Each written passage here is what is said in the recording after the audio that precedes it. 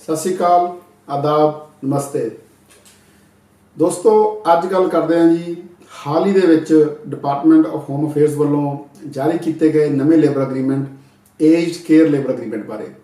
सो दोस्तों ये एक नवी PR की ऑप्शन आई हैगी जिहदे अगर तुसी किसी एज केयर के काम करते हो तो तुहाडा जिहड़ा एम्पलॉयर है वो तुहानूं स्पॉन्सर करने लई रेडी है, तो पॉसीबली तुसी अपनी जी PR हैगी एज केयर के लै सकते होगे। प्रीवियसली ये ऑप्शन अवेलेबल नहीं सी, लेकिन काफ़ी टाइम तो ये बारे चर्चा चल रही सी। जिस तरह यदी चर्चा चल रही सी तो इनू ऑलरेडी इन्होंने अप्रूवल दे दिता है। इस तरीके होर भी कई labour agreement on the way ने, जिदा जिदा वो इन्फॉर्मेशन आती जाऊगी असीं तुहाडे नाल साझी करते रहेंगे। सो अज आपां गल करांगे कि ये लेबर अग्रीमेंट जिहड़ा एज केयर वास्ते इहदी की प्रोसैस हैगी ते की इहदियां रिक्वायरमेंट्स नहींगियां। सो सब तो पहला आपां वो ऑक्यूपेशनस की गल करते हैं जिहड़ियां इस लेबर अग्रीमेंट दे विच इनकलूड कीतियां गईयां ने।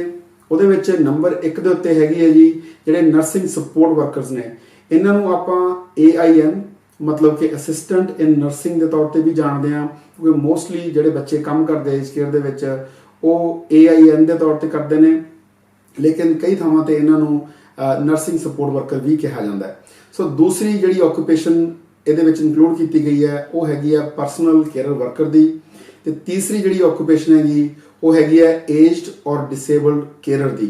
ਸੋ ਅਗਰ ਤੁਸੀਂ ਇਹਨਾਂ ਤਿੰਨਾਂ ਦੇ ਵਿੱਚੋਂ ਕਿਸੇ ਵੀ ਆਕੂਪੇਸ਼ਨ ਦੇ ਵਿੱਚ ਕਿਸੇ ਏਜ ਕੇਅਰ ਦੇ ਵਿੱਚ ਕੰਮ ਕਰ ਰਹੇ ਹੋਗੇ ਤਾਂ ਤੁਸੀਂ ਇਹ ਜਿਹੜੀ ਨਵੀਂ ਸਟਰੀਮ ਸਰਕਾਰ ਵੱਲੋਂ ਚਾਲੂ ਕੀਤੀ ਗਈ ਹੈ ਇਹਦਾ ਫਾਇਦਾ ਲੈ ਕੇ ਆਪਣੀ ਜਿਹੜੀ PR ਹੈਗੀ ਉਹ ਪਾ ਸਕਦੇ ਆ।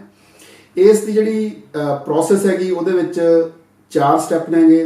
सब तो पहला जो तुहाडे एम्पलॉयर नेगे उन्होंने मैमोरेंडम ऑफ अंडरस्टैंडिंग एक डॉकूमेंट होंदा है जिहड़ा करना पैना। ਉਹਦੇ ਵਿੱਚ यूनियनस इनवॉल्व होंदियां नੇਗੀਆਂ।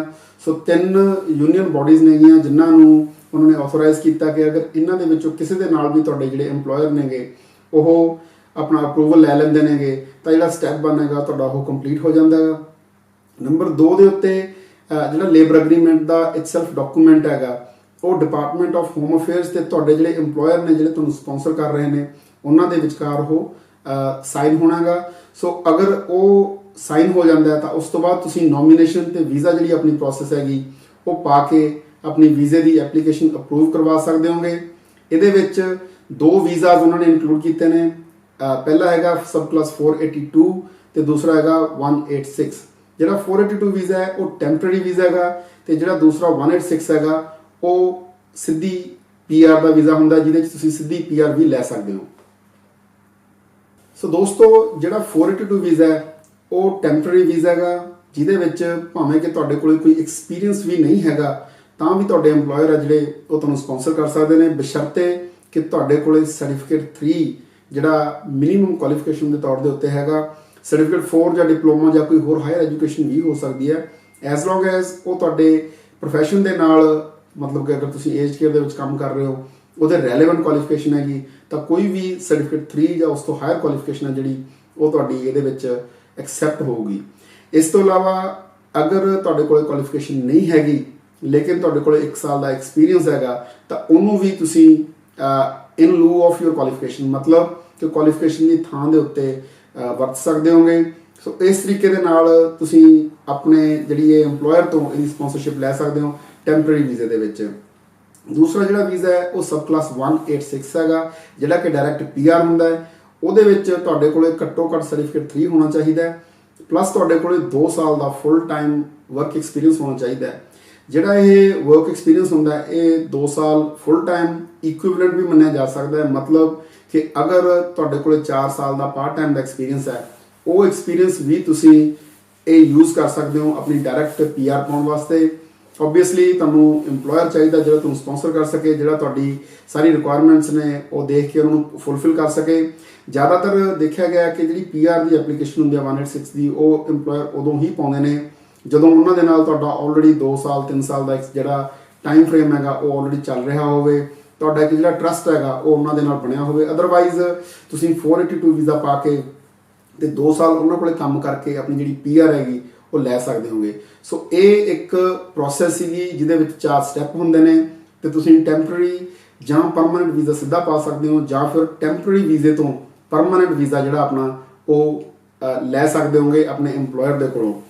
ਇਹਦੇ ਵਿੱਚ ਇਹ ਵੀ ਜ਼ਰੂਰੀ ਨਹੀਂ ਹੁੰਦਾ ਕਿ ਤੁਹਾਡਾ ਜਿਹੜਾ ਐਕਸਪੀਰੀਅੰਸ ਹੈਗਾ ਪਰਮਾਨੈਂਟ ਵੀਜ਼ੇ ਵਾਸਤੇ ਸਬ ਕਲਾਸ 186 ਵਾਸਤੇ ਕਿ ਤੁਸੀਂ ਉਸੇ EMPLOYER ਕੋਲ ਕੀਤਾ ਹੋਣਾ ਚਾਹੀਦਾ ਹੈਗਾ। ਅਗਰ ਤੁਹਾਡੇ ਕੋਲ 2 ਸਾਲ ਦਾ ਫੁੱਲ ਟਾਈਮ ਐਕਸਪੀਰੀਅੰਸ ਕਿਸੇ ਇੱਕ EMPLOYER ਕੋਲ ਹੈ ਤਾਂ ਤੁਸੀਂ ਦੂਸਰੇ EMPLOYER ਦੇ ਕੋਲੋਂ ਵੀ ਸਿੱਧੀ ਜਿਹੜੀ ਆਪਣੀ PR ਹੈ ਉਹ ਪਾ ਸਕਦੇ ਹੋ। ਅਗਰ ਤੁਹਾਡਾ ਇਸ ਤਰੀਕੇ ਦੇ ਨਾਲ ਇਹ ਵਰਕਆਊਟ ਨਹੀਂ ਹੁੰਦਾ ਹੈਗਾ ਤਾਂ ਤੁਸੀਂ 482 ਲੀਡਿੰਗ ਟੂ 186 ਜਿਹੜਾ ਕਿ 2 ਸਾਲਾਂ ਦੇ ਬਾਅਦ ਤੁਹਾਡੀ ਜਿਹੜੀ PR ਹੈਗੀ ਉਹ ਪੈ ਸਕਦੀ ਹੈ। ਹੁਣ ਬਹੁਤ ਸਾਰੇ ਬੱਚੇ ਨੇ ਜਿਹੜੇ ਉਹ ਸਟੂਡੈਂਟ ਵੀਜ਼ਾਸ ਦੇ ਉੱਤੇ ਹੁੰਦੇ ਨੇ ਤਾਂ ਕੋਈ ਹੋਰ ਕੁਆਲੀਫਿਕੇਸ਼ਨ ਪੜ੍ਹ ਰਹੇ ਹੁੰਦੇ ਨੇ ਲੇਕਿਨ ਕੰਮ ਜਿਹੜਾ ਉਹ ਏਜ ਕੇਅਰ ਦੇ ਵਿੱਚ ਕਰ ਰਹੇ ਹੁੰਦੇ ਨੇ। ਸੋ ਉਹਨਾਂ ਵਾਸਤੇ ਵੀ ਇਹ ਇੱਕ ਸੁਨਹਿਰੀ ਮੌਕਾ ਹੋ ਸਕਦਾ ਕਿ ਅਗਰ ਉਹਨਾਂ ਦੇ EMPLOYER ਉਹਨਾਂ ਨੂੰ ਸਪਾਂਸਰ ਕਰਨ ਲਈ ਰੈਡੀ ਨੇ ਤਾਂ ਉਹ ਇਸ ਤਰੀਕੇ ਦੇ ਨਾਲ ਜਿਹੜੀ ਆਪਣੀ PR ਹੈਗੀ ਉਹ ਪਾ ਸਕਦੇ ਨੇ। ਸੋ ਦੋਸਤੋ ਫਾਈਨਲੀ ਗੱਲ ਕਰਦੇ ਹਾਂ ਕਿ ਇਹਦੀਆਂ ਰਿਕੁਆਇਰਮੈਂਟਸ ਕੀ ਨੇਗੀਆਂ। ਇੱਕ ਰਿਕੁਆਇਰਮੈਂਟ ਮੈਂ ਤੁਹਾਡੇ ਨਾਲ ਹੁਣੇ ਡਿਸਕਸ ਕਰਕੇ ਹਟਿਆ ਕਿ ਤੁਹਾਡੇ ਕੋਲੇ ਘੱਟੋ ਘੱਟ ਸਰਟੀਫਿਕੇਟ 3 ਜਿਹੜਾ ਉਹ ਕੁਆਲੀਫਿਕੇਸ਼ਨ ਤੌਰ ਤੇ ਹੋਣਾ ਚਾਹੀਦਾ ਹੈਗਾ। ਜੇ ਉਹ ਨਹੀਂ ਹੈਗਾ ਤਾਂ 1 ਸਾਲ ਦਾ ਐਕਸਪੀਰੀਅੰਸ ਜਾਂ ਫਿਰ PR ਦੇ ਲਈ ਸਰਟੀਫਿਕੇਟ 3 ਤੇ 2 ਸਾਲ ਦਾ ਤੁਹਾਡੇ ਕੋਲ ਐਕਸਪੀਰੀਅੰਸ ਹੋਣਾ ਚਾਹੀਦਾ। ਨੰਬਰ 2 ਦੇ ਉੱਤੇ ਇੰਗਲਿਸ਼ ਦੀ ਰਿਕੁਆਇਰਮੈਂਟ ਕੀ ਹੈਗੀ।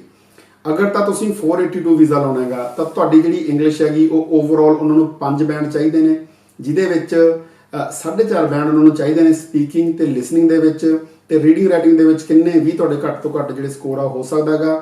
ਤੇ ਜੇ ਤੁਸੀਂ ਕਿਸੇ ਇਸ ਤਰ੍ਹਾਂ ਦੇ ਏਜ ਕੇਅਰ ਦੇ ਵਿੱਚ ਕੰਮ ਕਰਦੇ ਹੋ ਜਿੱਥੇ ਲਿੰਗੁਇਸਟਿਕ ਡਾਇਵਰਸਿਟੀ ਹੈਗੀ, ਮਤਲਬ ਕਿ ਜਾਂ ਕਹਿ ਲਓ ਕਿ ਮਲਟੀ ਲਿੰਗੁਅਲ ਜਿਹੜੇ ਉੱਥੇ ਤੁਹਾਡੇ ਰੈਜ਼ੀਡੈਂਟਸ ਨੇਗੇ ਉਹ ਇੰਗਲਿਸ਼ ਵੀ ਬੋਲਦੇ ਨੇ ਜਾਂ ਕੋਈ ਹੋਰ ਲੈਂਗੁਏਜਸ ਵੀ ਬੋਲਦੇ ਨੇ, ਤਾਂ ਉੱਥੇ ਜਿਹੜੀ ਰਿਕੁਆਇਰਮੈਂਟ ਹੈਗੀ ਉਹ 4.5 ਓਵਰਆਲ ਰਿਕੁਆਇਰਮੈਂਟ ਆ, ਉਹਦੇ ਵਿੱਚ ਮਿਨੀਮਮ ਕੰਪੋਨੈਂਟ ਕੋਈ ਨਹੀਂ ਹੈਗਾ।